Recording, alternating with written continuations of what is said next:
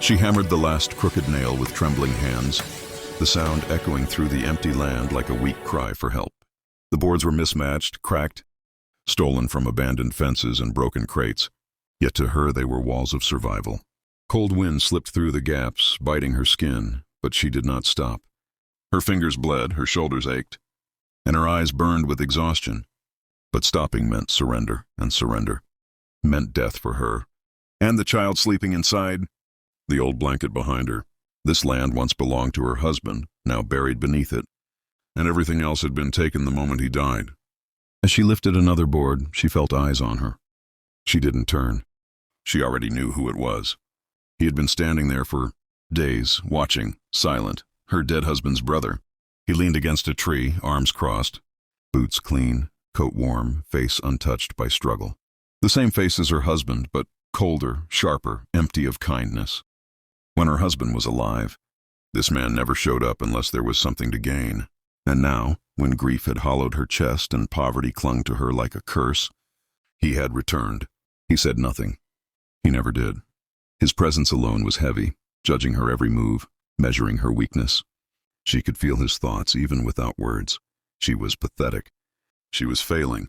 She was unworthy of the land, the name, the life her husband once gave her. Her mind drifted back to the day everything collapsed.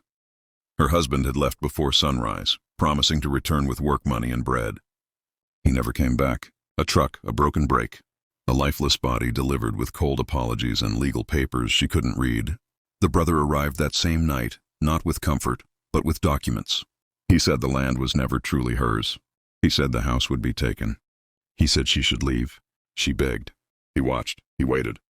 And when the walls of her home were torn down piece by piece, he stood there again, silent, just like now. She drove the nail deeper, tears dropping onto the wood. "I won't leave," she whispered, more to herself than to him. "This is all I have."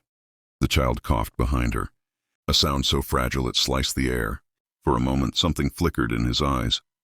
Something human, but it vanished quickly, replaced by stone. He stepped closer, boots crunching against dry earth. Still, he said nothing. Silence was his weapon. Night came fast. The shelter stood barely upright, leaning like a wounded animal. She wrapped the child tighter, shielding him from the cold, and sat against the rough boards. Her body shook, not from fear, but from the weight of everything she had lost. The man finally spoke, his voice low and controlled. He told her she had until morning. He said the land would be sold. He said she could take the child and disappear. His words were sharp, final, merciless.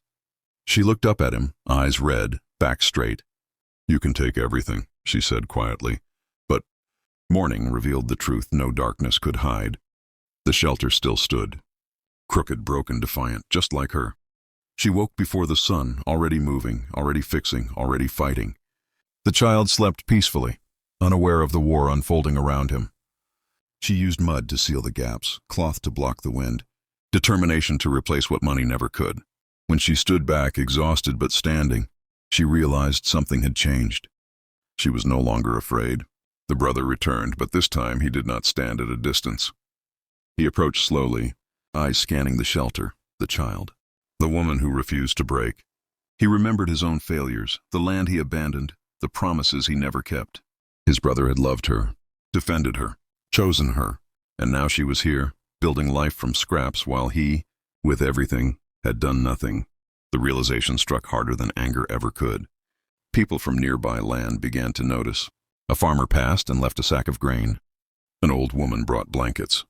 A man repaired a post without asking. Strength attracts attention. Courage invites witnesses. And shame, when exposed, demands a choice. The brother watched it all, his power slipping not because of force, but because of truth. He finally spoke, not in command, but in defeat. He said the land would stay. He said the shelter could become a house again. He said nothing about forgiveness because he did not deserve it. She listened quietly, then answered with calm authority. She didn't thank him. She didn't beg. She simply said she would rebuild, with or without his help. And that was when he understood. The woman he tried to erase had become unmovable. He left that day changed, carrying more weight than when he arrived. Not loss, but regret. As the sun rose higher, she held her child and looked at the shelter. It was still broken, still weak, but it stood, just like her. And in that moment she smiled, not because life was easy, but because she had survived. If this story moved you, inspired you, or reminded you of your own strength, subscribe to the channel now. Every subscription helps us bring more powerful, life-changing stories to you. Stay with us, because the strongest stories are yet to come. The rain came without warning, a hard, merciless downpour that turned the ground to mud and tested every weak joint of the shelter. Water seeped through the cracks she had sealed with mud, dripping onto the dirt floor, soaking the edges of the blanket where the child slept. She moved quickly, calmly, placing bowls, pressing cloth into gaps, lifting the child into her arms as if this storm were only another task to solve. Outside, thunder rolled like distant anger, but inside her chest, there was a steadiness she had never known before. She remembered the nights when fear kept her awake, when the future felt like a wall she would never climb. Now fear still existed, but it no longer ruled her. She whispered to the child, promising warmth, promising safety, promising that this broken shelter would become a home no matter how long it took. By morning, the rain had carved lines in the earth, but the shelter still stood, bent, bruised, alive. Neighbors arrived quietly, drawn not by pity but by respect. One brought nails, another old boards, another a kettle of hot soup.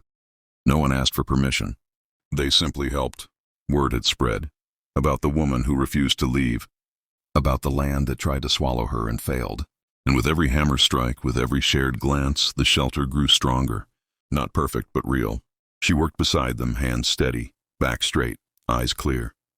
For the first time since her husband's death, laughter escaped her lips, brief and surprised, like sunlight breaking through cloud. Near noon, the brother returned. He stopped at the edge of the land, watching the people, the progress, the woman at the center of it all. His authority meant nothing here now. Contracts and threats had no power over shared labor and earned respect. He stepped forward slower than before and offered his hands, not orders, not excuses, just work. Silence followed. She met his eyes, searching for the old cruelty, finding only humility. She nodded once. That was all. He picked up a beam and joined the others, shoulders bowed under honest weight. In that moment, the land chose its truth. Days passed. The shelter transformed into a small house with a door that closed, a window that opened, a roof that held. She planted seeds near the wall, imagining green where there had only been dust.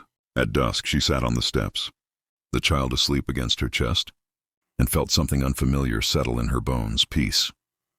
Not the absence of struggle, but the presence of purpose. She looked at the horizon where her husband once walked and felt him there, not in grief but in pride. She had kept her promise.